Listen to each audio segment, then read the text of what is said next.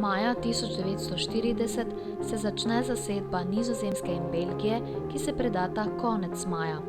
Sledil je napad na Francijo, v katerem so nemške enote s spretnim tankovskim manevrom čez Ardene obkolile glavnino v zavezniške vojske ter jo pri Dunkirku prisilile k umiku čez Rokavski priliv.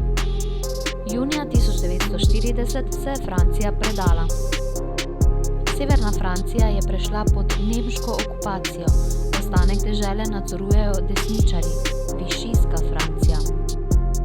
Julija 1940 se je začela zračna bitka za Veliko Britanijo, v kateri so se Britanci s skrajnimi močmi branili pred nemškimi zračnimi napadi.